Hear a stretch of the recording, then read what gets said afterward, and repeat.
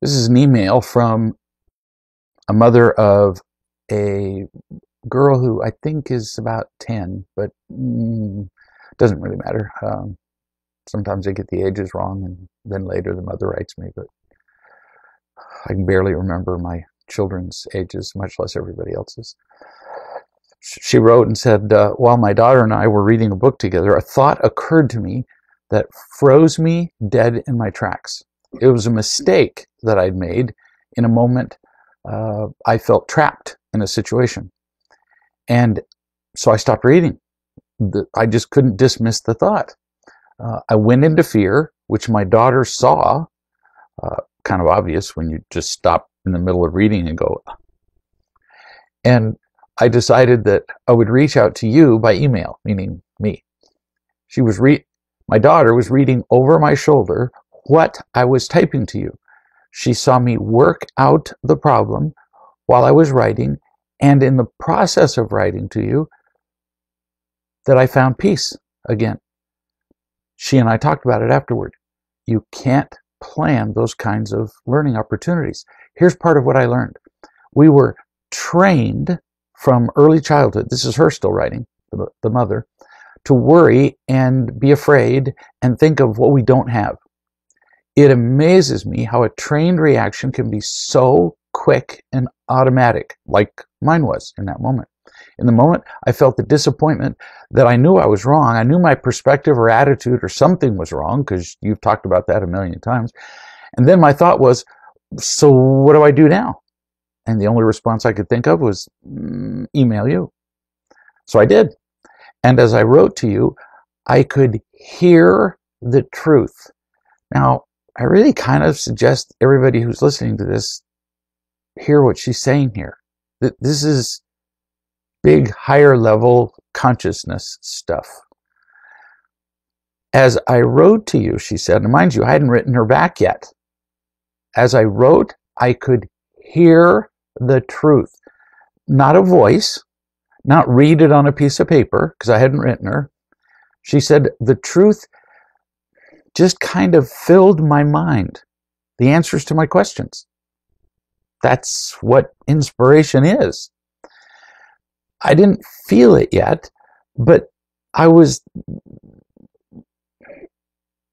hearing it, for lack of a better word.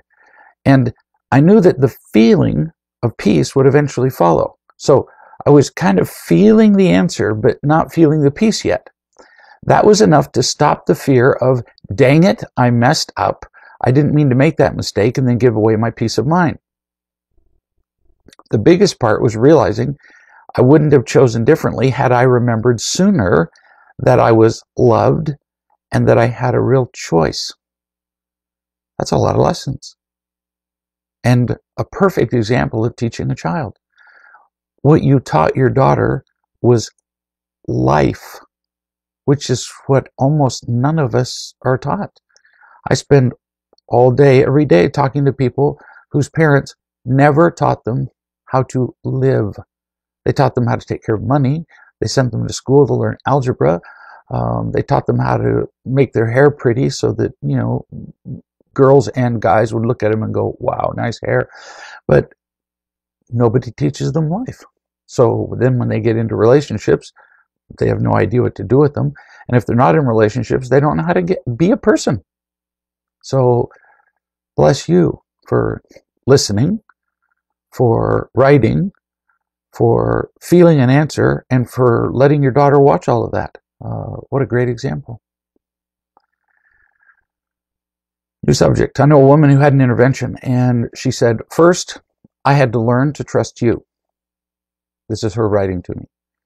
Then I felt the love that you were giving me. And I'm reading it here because it's particularly instructive. It's a fairly common and natural process that occurs when people are loved and taught. So first I had to learn to trust you. Then I felt the love that you were giving me. You don't feel anything if you're not trusting.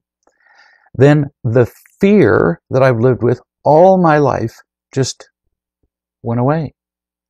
Then I began to see myself, who I really am. Then, unbelievably, I began to see my husband I couldn't believe it. He's such a soft, caring, sweet man, and all this time I thought he was controlling and distant. And I talked about him in ugly terms a lot, and I was angry at him more than I care to remember. I was so wrong. In the words that you gave me, I couldn't have been more wrong. That's a beautiful place to be. When you get to I couldn't have been more wrong, you get a lot more teachable. She continues, I am loving this. I love seeing him. I love thinking about him. I love caring about him. It's like living on a new planet. And this from a woman who had wondered only a few months ago whether she wanted to stay married to this, what did she call him? Soft, caring, sweet man. And it's because she couldn't see it. She needed to feel what it was like to be loved herself first. Because without that feeling, having had it, how could she ever love somebody else? And being in pain all the time, how could she ever see him except for what she wanted? And without knowing love, all she'd ever want from him was the wrong thing. You see the mess? Terrible. New subject. I know a lady who has been practicing real love, studying it, and so on for about a year. Not a great relationship with her mother. Mostly avoids her mother. When her mother does communicate, it's really superficial. You know, she tells her about her latest trip and her latest new purse and just absolutely superficial small talk. And her mother sent her an email all about the latest trip that she'd taken to somewhere, and she went here and she went there and she saw this and she saw that, and she'd been reading books lately about whatever. If I remember right, it was the Russian Revolution, or, you know, something that most people sit around and talk passionately about. She described several books that she'd written or read on that subject. So this lady, who doesn't have much of a relationship with this superficial mother, said to me by text or email, must have been text because I'm responding to her as I go. She said, how do I respond to this? Because it's superficial nothing. I said, well, how do you want to respond to it? No sense me telling you how to respond until I find out what you want. She said, I don't want to respond to it. Well, that's one choice that you get to make. And you need to know that you get to make that choice. Now, think, however, about your long history with her. If you don't respond to her at all, how will you feel? Just because I know you. She said, guilty. Yeah, in fact, the guilt would just tear your heart out. So you feel trapped, don't you? You feel trapped that you have to respond, right? She said, yes. So let's change the motivation, I said. What if you wanted to respond? She said, but I don't want to respond. And I don't know what to say when she talks about nothing. And there we are, I said. You feel trapped by your own ignorance about how to have a relationship with your mother as she is, which is superficial. That's who she is. She doesn't know how to talk about anything deeper than that. So what if you learned what you could say to her as she is without changing her, so you don't feel trapped? So she can be her and you can be you. Imagine two people having a conversation, each being themselves. Holy smokes. Without either one of them trying to change the other. Or imagine us having a conversation with people who are not exactly like us. Oh, is that possible? Yes, it turns out it is. And she said, well, then I might not mind talking to her as much. Right. Then instead of feeling trapped and guilty, you could change your motivation to wanting to talk to her. She said. So what could I say to her? So I gave her a suggestion, one of many possible suggestions for an email to her mother, demonstrating, for example, like this. Mind you, this is an example of how to respond to somebody who talks about stuff that you have no interest in. It's not the right way. There isn't one right way. But you could write something like, Mom, I really enjoyed your email. After all, that's what she wants to know, isn't it? The whole reason she emailed you wasn't to tell you about the Russian Revolution. It was to find out whether you really wanted to hear from her. So you've already answered her question in the first sentence. I really enjoyed your email. You can say that completely honestly, once you accept her as being who she is. Then you could say, I agree. Now, your mother, remember, went on and on about all the books that she's read about the Russian Revolution. So what does she want out of that? I've read all these books and I am so smart. She wants admiration. Well, you can honestly respond to that need without being fake. So you say, I really admire your eagerness to learn new things. The Russian Revolution or whatever. You don't have to say, I really admire your eagerness to learn new things, except for anything having to do with me, which it would be the full truth. But most of the time, telling the whole truth, people don't want to hear it, and it's kind of inappropriate. When people say, so what do you think? You don't say the first thing that pops into your mind. You're fat, stupid, and ugly.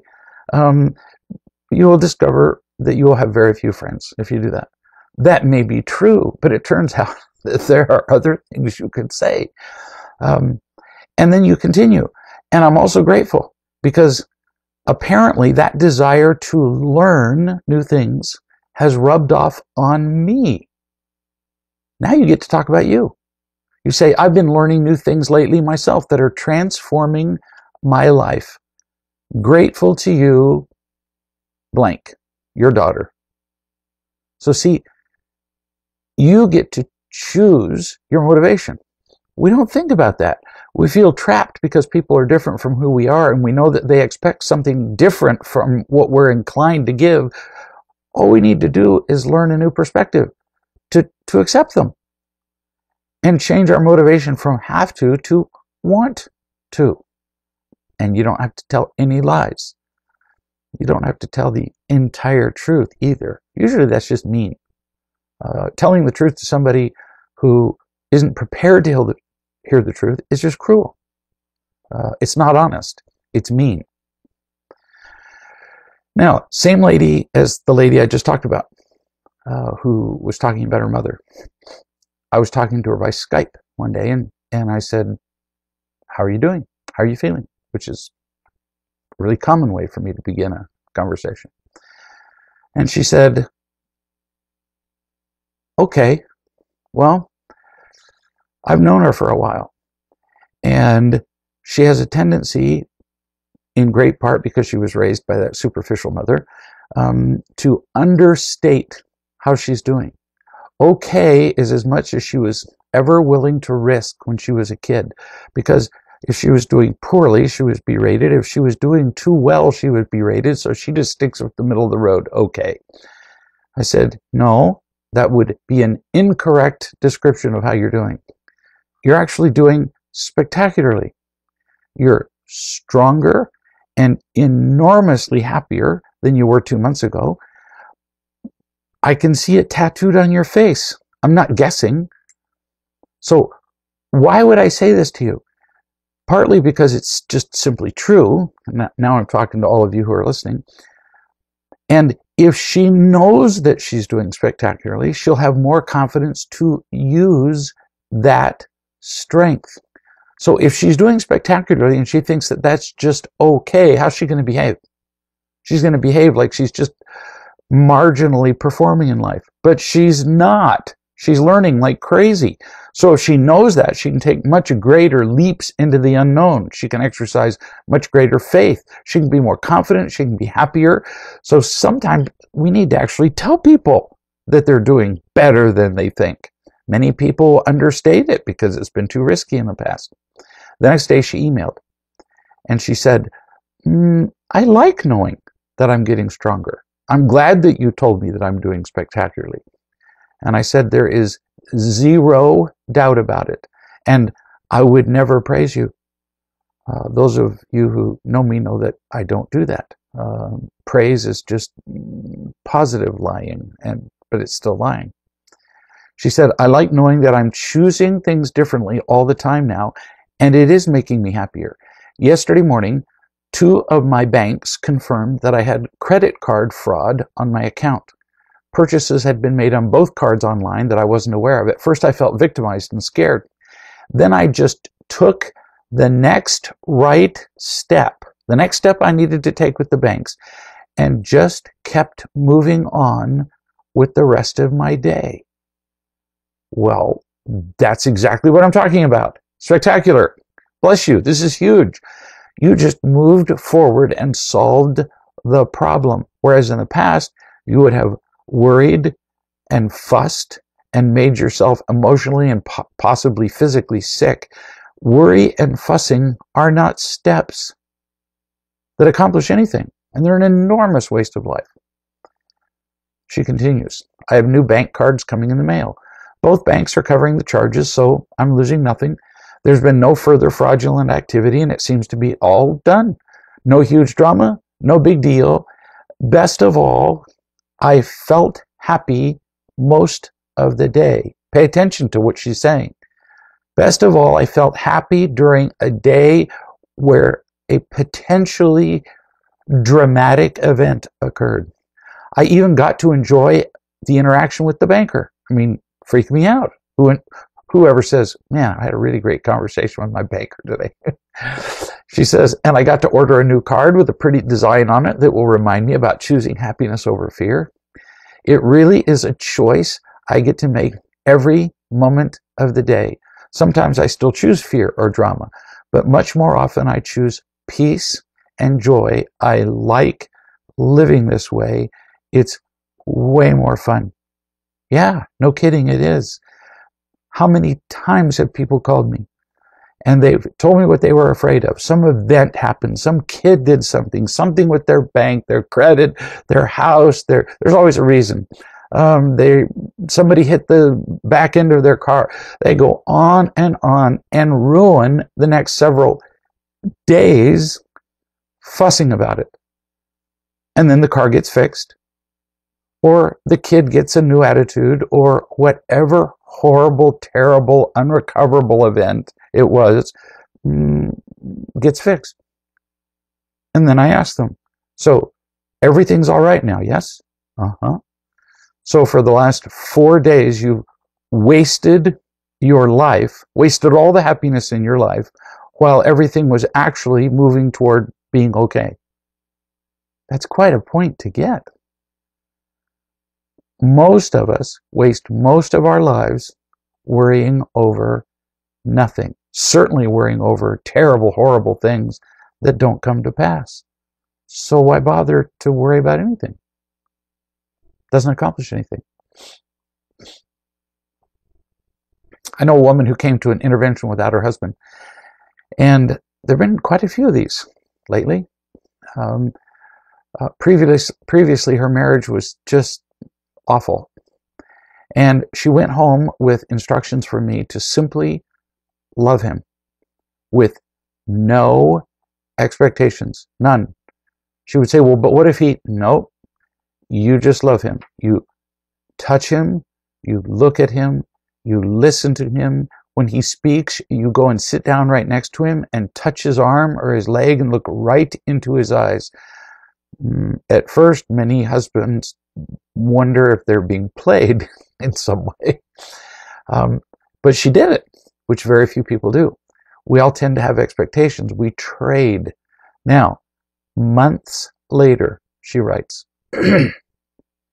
after a nice dinner with my husband, Mike, not in front of the television, she says, with 4 exclamation marks, he sat down to watch the History Channel, to watch the American Pickers show.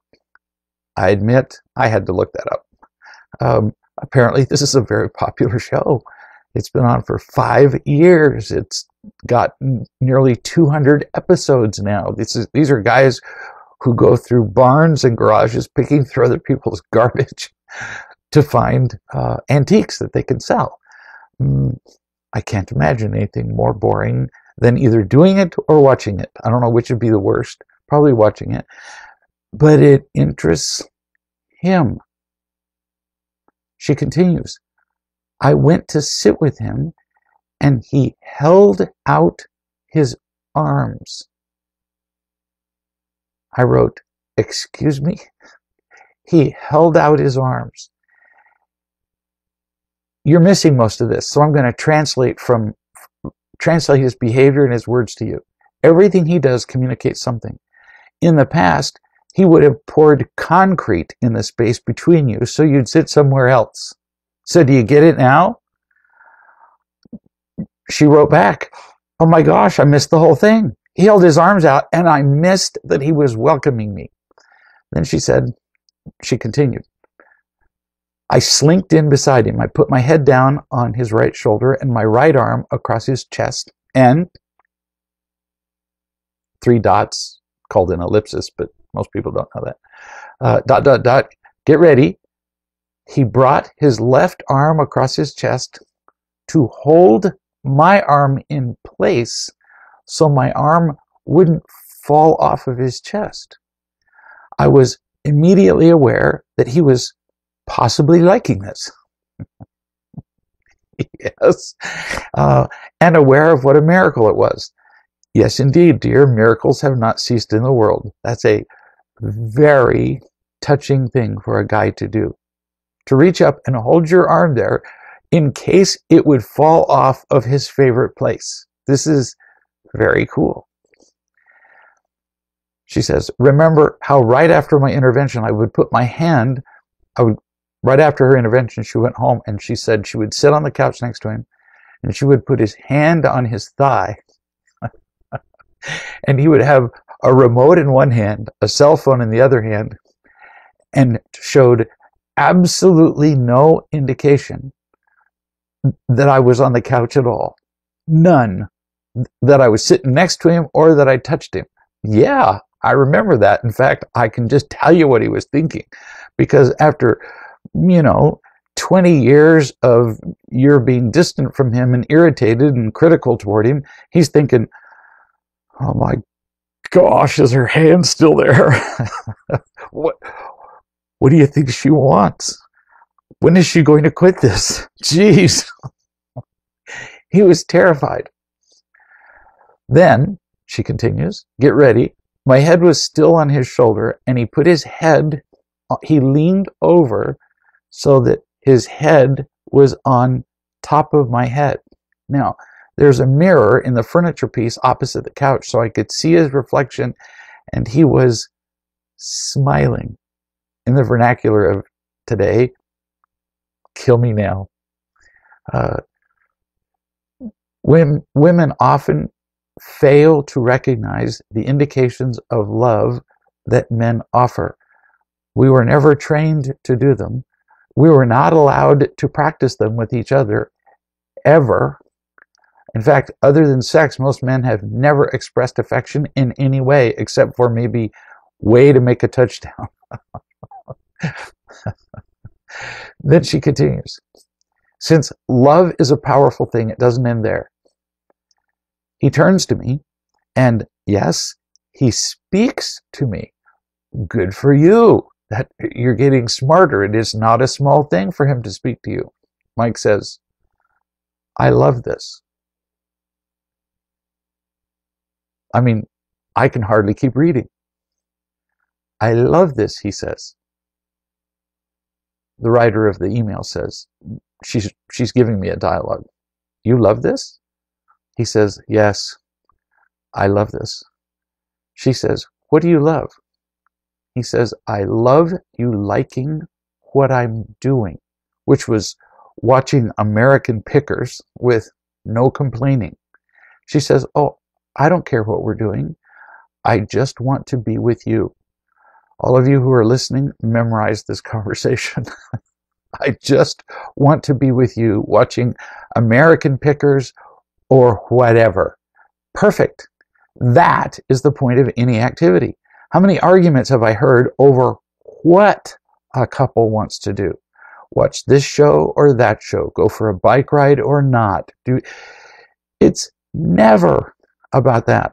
What did this woman do when she went home from her intervention? She sat down next to him no matter what he was doing, and she put her hand on his leg and then calls me and says, well, I sat there for 25 minutes and he didn't show any indication that I was doing anything. And I said, honey, after 20 years of you cutting his head off every time he opens his mouth, you thought he was going to trust you the first time?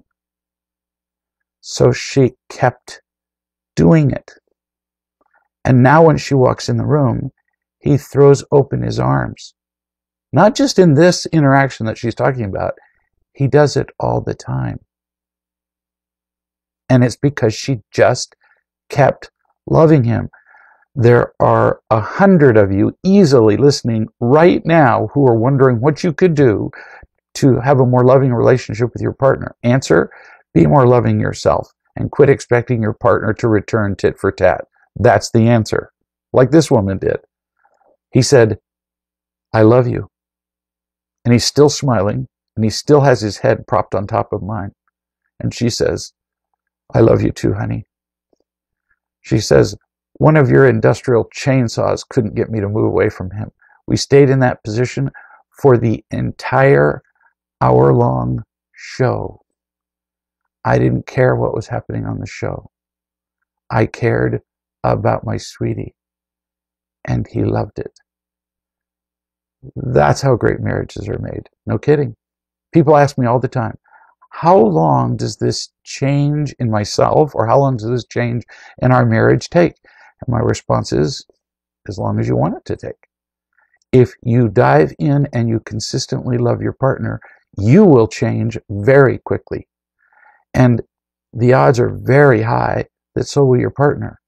But if you dive in and do it once or twice and expect a response from your partner, oh, it'll take forever. It'll never happen. The lady continues. She says, borrowing my line, kill me now, put a fork in me. All I could think about was that you told me just to love him, and look what's happening. He looked like a little happy 12-year-old, just happy, smiling, kept his left arm braced under mine over his chest for the entire hour. Guys just don't do this kind of thing. Nobody ever showed us how. When I had to scratch my nose and moved my arm, when I put it back over his chest, he put his arm right over mine again. So I didn't have to support it. He was waiting eagerly, darling, for your arm to return. She says, how would I ever have known that this was possible? How would I ever have known I could just finally put down my anger? Hallelujah. Until you experienced the other choice, kid, feeling loved yourself, which you did here, you couldn't just put the anger down. If the only tool you have is anger, if the only fork in the road you know is anger, how do you make a different choice? It was the only thing you could do. She continues, how could I ever have known I was choosing anger and missing all of this until I learned? Keep in mind, everybody who's listening, this has nothing to do with me. It's all about feeling loved by anybody. She simply associates love with her initial experiences here. Fine. Her scope is already widening. She's already getting love from more people, from other people, from God. It's just the base is getting bigger and bigger. So that, to continue the metaphor, as her base gets bigger, it gets much harder to topple her over. She becomes more stable. She said, before the intervention, this is how this scene would have gone. Mike would have said, what do you want to do? What do you want to do? Oh, how many of these conversations have I heard started? I would have said, I don't know. He would have said, well, I taped an American Pickers show. And I would have said, seriously? And I just want you to know, since you don't know this person, I just got her tone of voice perfectly, if I do say so myself. Seriously? American Pickers? I don't know. She said, those are my thoughts exactly about the show, which is what I would have expressed in my tone of voice instead of thinking about him. Then he would have said, well, then what do you want? We'll do whatever you want. Now, translation of what he just said, both for you, the writer, and for everybody who's listening. What did she just say? I mean, what did he just say when he said, I'll do whatever you want? This woman has been angry and controlling for so long that I would be willing to watch Donald Duck cartoons just to keep her volcano from blowing up. That's why he says we'll do whatever you want to do, because he's so afraid of her. She's half his size, and he's been terrified of her for 20 plus years. And then she would have said, well, give me a minute. How do I know what I want to do? See, which then puts him in an impossible situation. He can't now suggest anything, or you cut his head off. If he suggests nothing, you get exasperated that he doesn't have an opinion, and then that puts you in a position where you have to decide and you don't like it. So he would have said, I just want to do what you want. Then she's saying this is how the conversation would have gone. And then she would have said, well, just stop pressuring me. I mean, this just gets hysterical. So in the past, you would have put yourself in a conversation where nobody could win. Everybody loses. And now you've learned a different way. She continues. She said the conversation would have continued on like this. He would have said, what am I doing wrong? See how this guy is screwed? No matter what he does, he's on the edge of a cliff with a herd of buffalo coming at him. What do I do? Stay and be trampled, jump or die. Jump and die. He can't win with this woman. She says, and then she said, we had these conversations where she's then said, well, we just don't know how to do anything together. What is wrong with us? Which is really a trick question. You get that, right? Because the answer is everything is wrong with you, which is what she's implying to him. And of course, by now, he's hanging his head down and going, I don't know. He doesn't know what to say, but I don't know.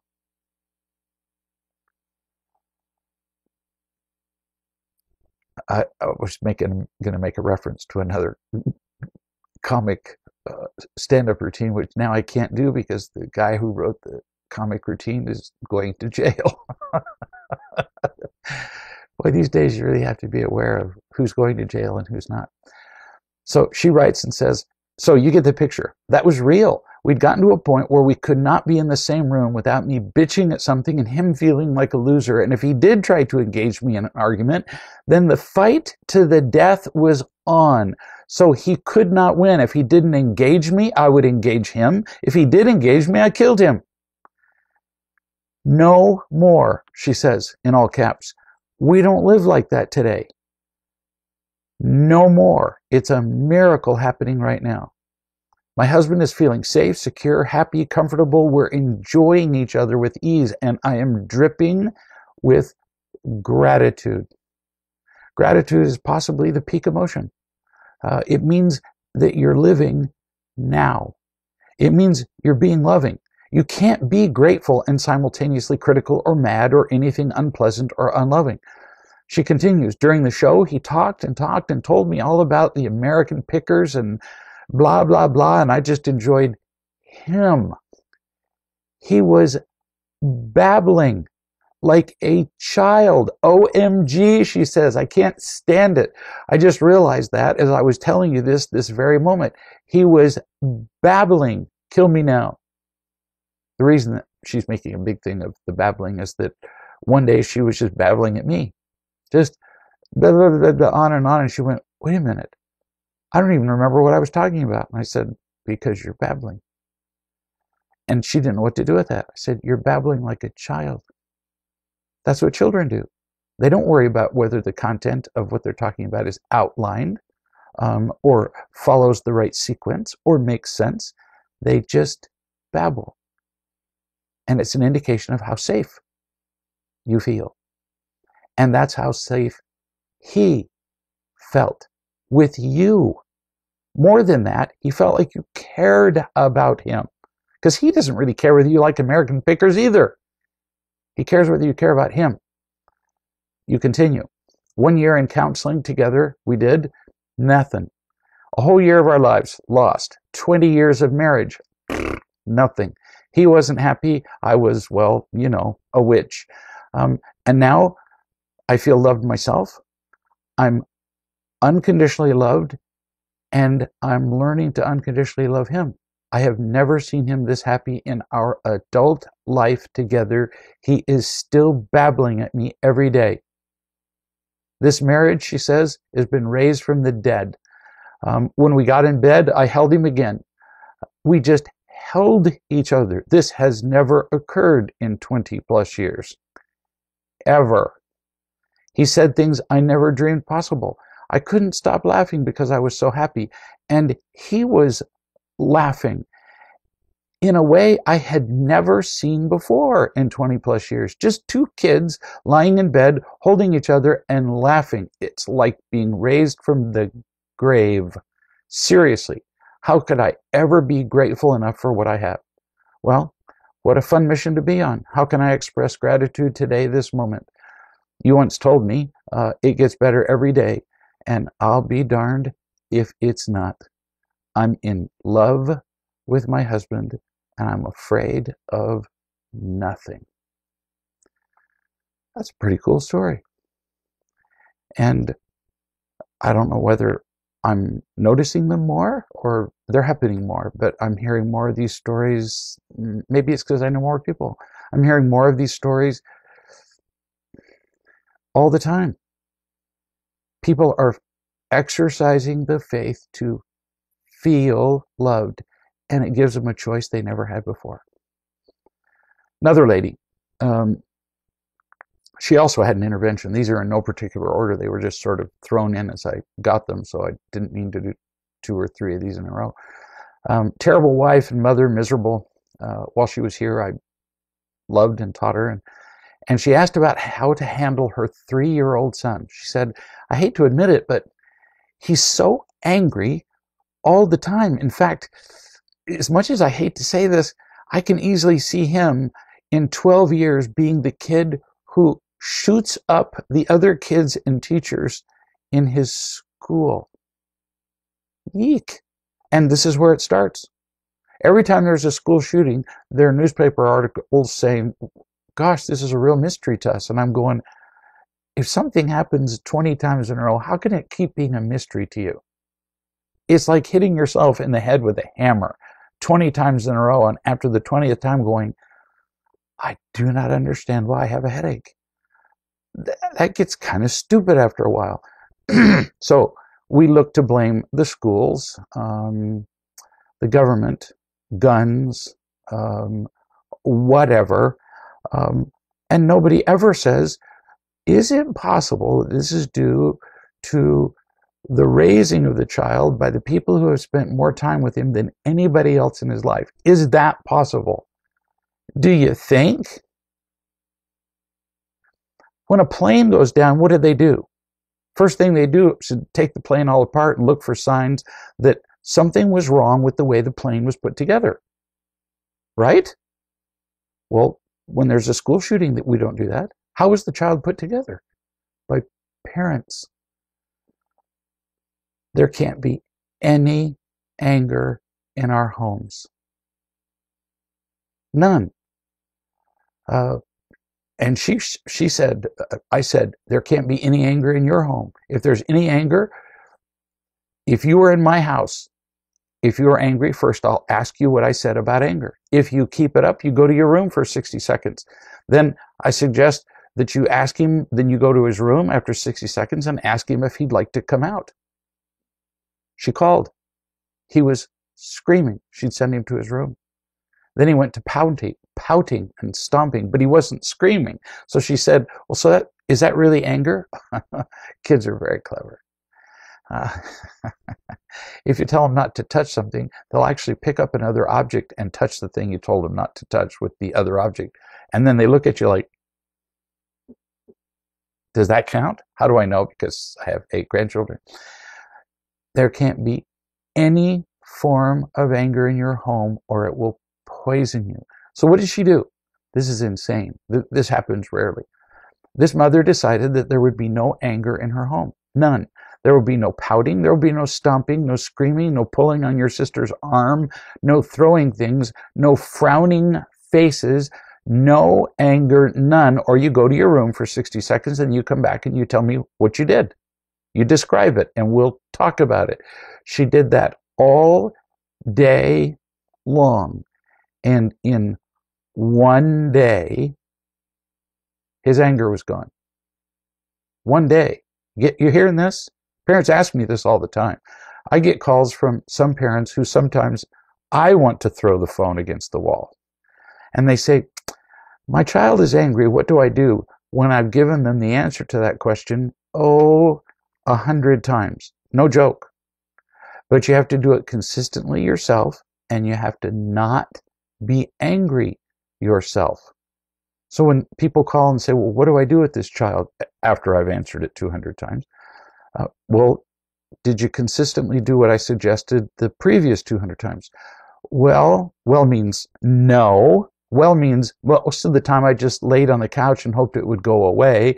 But I did enforce the no anger 1 out of 10 times. Does that count? No, it doesn't. It turns your home into Las Vegas, where your children gamble whether there will be consequences for their behavior. So of course they try to get away with it. Her 3-year-old child quit being angry in one day. A couple days later, he thought of one. He went, wait a minute, I've got it. I won't be angry. I won't frown. I won't pout. I won't throw things. He discovered he tried riding his tricycle into his sister. But he actually rode his tricycle into his sister and looked up at his mother and smiled. Come on. You got to give the kids something for creativity, right? But she was prepared. She said, no, that's still being angry. And he's looking at her going, oh, crap. I'm just not going to get away with any of this, am I? And once he understood that he wasn't going to get away with any of it, he quit it. So if you're not having success with your kid, teaching them a principle, the problem ain't your kid.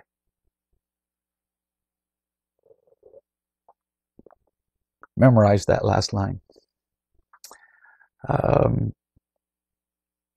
Here's a wife who says, it's been a while now that I would not enjoy it when my husband, Mark, would come in to me in the evening and kiss me goodnight. He goes to bed before I do. And I just haven't enjoyed it because it feels cold and meaningless. Now, I never said anything, knowing well that the way it feels to me has more to do with me. My existing resentments, my limited capacity to love him, my lack of gratitude and not feeling connected to him after he's had, a few glasses of wine over the course of the evening and is not quite entirely there because he's, semi-drunk. Yeah, I understand that, and still not justifiable. It's understandable, but never justifies the resentment. You continue. On Sunday night, I was feeling rather empty, and he came to me to say goodnight, and I said, I'd rather hug you. And he seemed surprised and offended and said, no, I don't want to hug you. And I'm guessing you were surprised by this. You've been angry and resentful, but tried not to show him. Honey, he's got every drop of resentment that you're feeling. And then he comes in to give you a kiss and you go, how about if we do a little kind of A-frame, slightly touching hug instead? And he's going, well, no, I think I'm kind of tired of being resented and discarded and pushed away. So he opts no on the hug. You continue. As it was something that was bothering me for a while, I knew that I'd been wrong to say it as it happened. Maybe. You felt like a kiss was meaningless, so you tried something else. It doesn't mean that you were offensive just because he was offended, but in this case you admit that you have been resentful to him, and that is an offensive act to tell somebody, I resent you, which is essentially saying out loud with your behavior, I don't love you. But I understand your response, because kissing and hugging don't feel like much when they're just habits at certain times or occasions, but otherwise non-existent. And then you say, I remember my father kissing my stepmother hello when he came back from work in a very automated, unaffectionate way. And I used to wonder, why are they kissing? I didn't even like the feeling in the room when they were kissing, because it looked just so pro forma, perfunctory, ceremonial almost. All my life I have noticed how mindlessly and automatically people kiss each other. Hello or goodbye. There's nothing mindful or affectionate about it, and I don't like the habit anymore. Okay, understandable that you wouldn't like it as a habit, but we're still missing the main point, which is that you carry around resentment about it. It's not just that you don't like it being a habitual thing. You're not getting rid of your resentment, which is really getting to be a problem. Now, you continue back to him. I feel mean to have had expressed my feelings, though. For all his faults, he would always kiss me goodnight, and I'm not being grateful for it. It wouldn't be mean if you didn't feel resentful, but you do. There are a lot of reasons to kiss.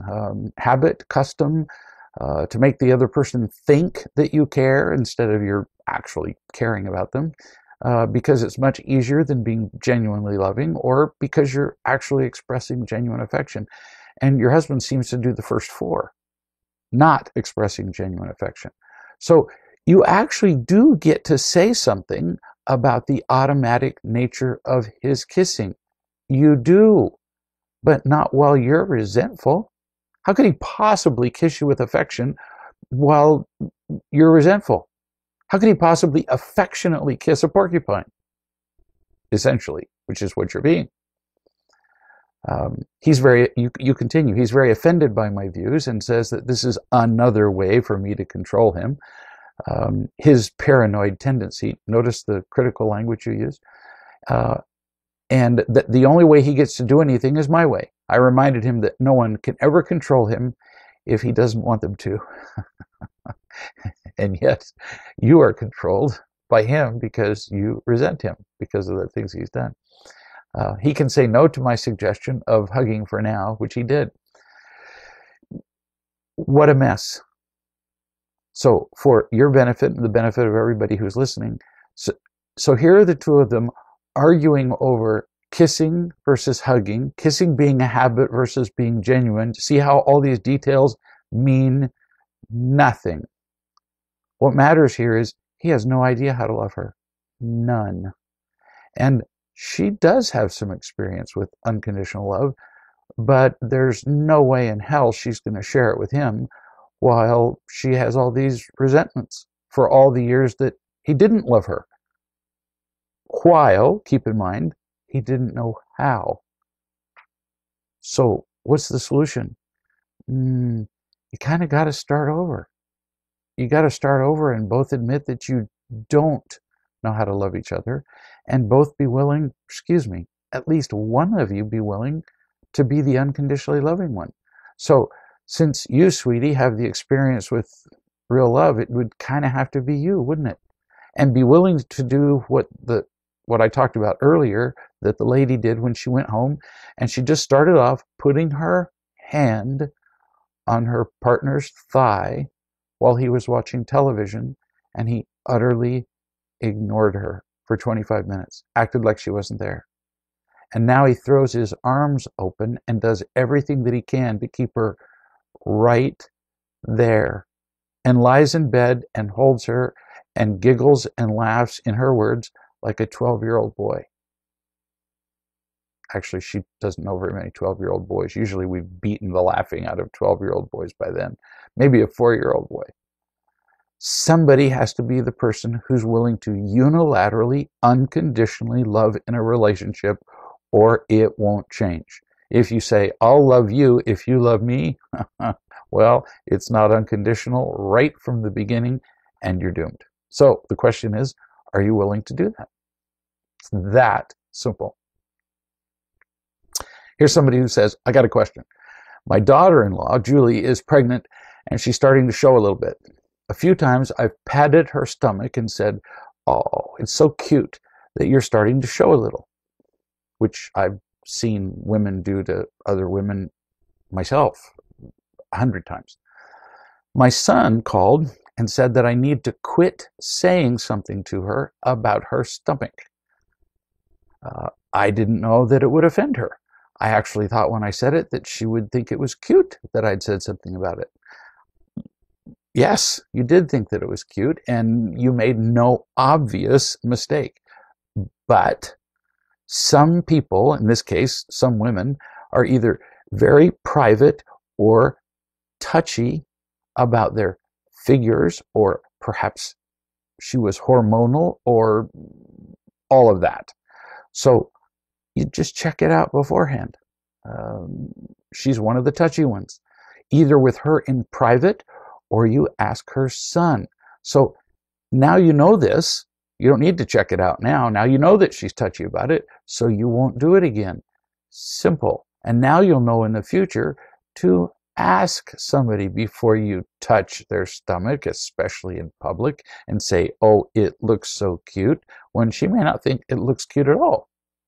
Some women would like to somehow get pregnant and deliver a baby and never have their figure changed the entire time. I don't think that's possible. So nothing for you to feel bad about. How could you have known? Probably all the women you've known have been proud to show off. You continue. I know she's very empty and it's not about me. I went into fear immediately thinking, oh no, here we go again. She's going to treat me like crap and it's going to be uncomfortable to be around her. All right, so what do you do now? So you tell your son you had no idea that it would be offensive, that you'll never do it again, and would he please pass that message on to her? And then, that doesn't mean she's going to get over it. She may be one of those who harbors a grudge. You're not in charge of the way she responds. You're only in charge of what you do. So now the next time you see her, you absolutely have to act like nothing has ever happened. Really. This tiny little issue has been addressed. Now you know what she doesn't like. You're not going to do it again, so it's over. If she decides to sulk about it, that's her problem. But you cannot act guilty or fearful or sorry or withdraw from her or walk on eggshells or any of that. Got it? You really can't. So that you don't feel strange. Because if you feel strange about it, guilty or sorry or any of that stuff, it just fuels her victimhood, and now you just got a mess. This next little note is from a child who's being raised in a real love family. And she's a minor. So she's under 18. I can't remember her age. She said, I had arranged with my mother what time we would have the real love family meeting today, and we agreed that it would be at 12:30. I was at the table for the 12:30 meeting, but nobody was here. And after 10 minutes, I left. Was I right to leave? Yes, you were. I don't sit around and wait for people who are late. If they're late, that means they didn't really want to come to the meeting, doesn't it? It means they put everything else first. But now you need to have a discussion with them so that everybody agrees on what's going to happen the next time. But what you did is reasonable. It is the parent's job to be there on time. Being late is incredibly rude. In our household, if you're 3 minutes late, you're left. If we all agree to meet in the driveway and go out to lunch, for example, we don't actually even wait 3 minutes. We don't wait 30 seconds. But in the future, if your parents say, even if we're late and inconsiderate, you need to wait for us, well, it's their home. And so they really do have the right to ask you to stay there and not miss the meeting. But you're missing it this one time, absolutely justified. But it needs to be something that you all talk about and agree on.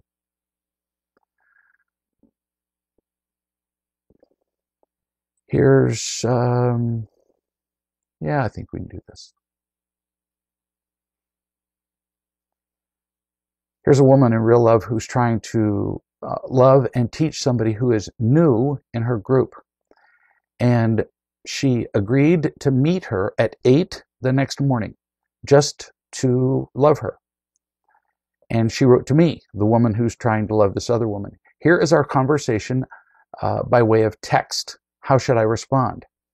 I said, could we do it at 11 tomorrow instead? And the other lady wrote, I could, except that I have a doctor's appointment at 1 o'clock tomorrow, and I'm embarrassed to ask, but would you be willing to give me a ride to my doctor's appointment?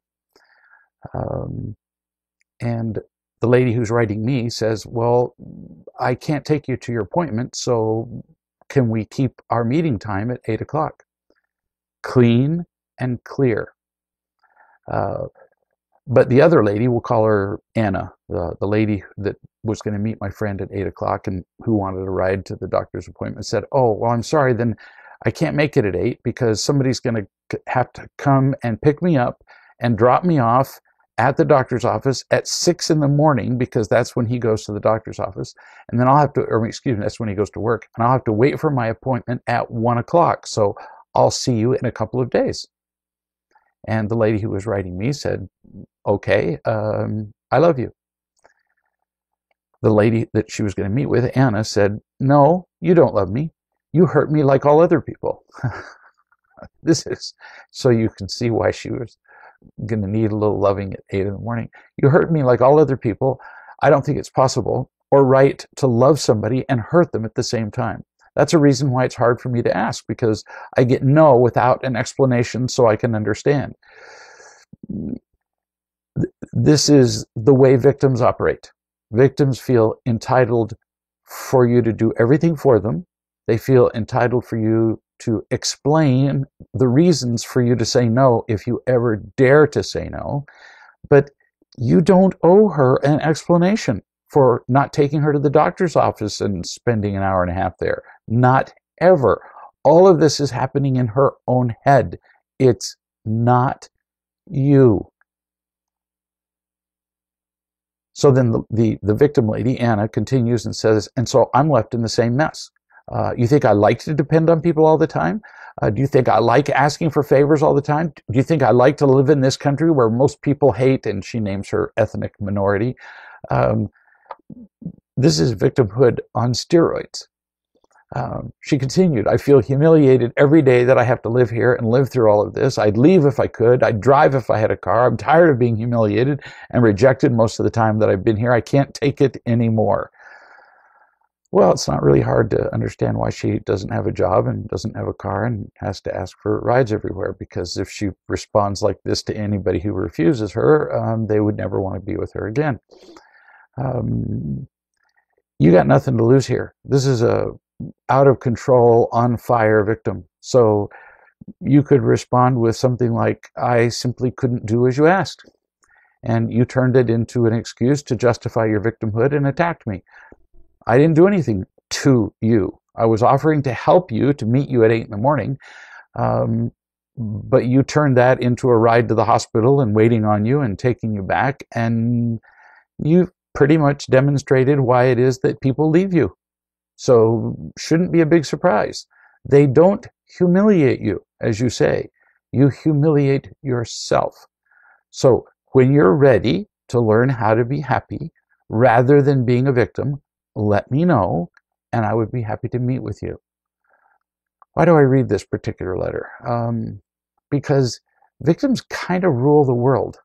They're everywhere. They're so convincing. They're so dramatic. They're in such pain that they've convinced absolutely everybody that they are victims, that they've been victimized by you, by the weather, by their boss, by their mother, by everybody alive, even by inanimate objects. And then we feel obligated to help them. Unfortunately, helping a victim never has an end. And then they demand more help and they never feel loved, It just never stops. What I'm saying is we're never trapped. We don't have to do what victims demand, and we get to say the way you're behaving is completely unacceptable. That doesn't mean they're going to like it. In fact, if you respond to this woman in this way, she will very likely respond with a bomb of a letter. But you're not trapped. You get to do what you want. You get to respond as you wish. So what's the solution? You don't need to memorize an algorithm, how to respond to victims, how to treat your husband, how to... It's simpler than that. Find the unconditional love you need in your life. Trust it to the point that you feel it. Then remember it on the occasions when it's not right in front of you, and learn how to share it with other people. You get in that flow and you will become invincible. And as the lady that I described holding her husband all the way through American Pickers, the world will change around you. It's a promise. See you in a week.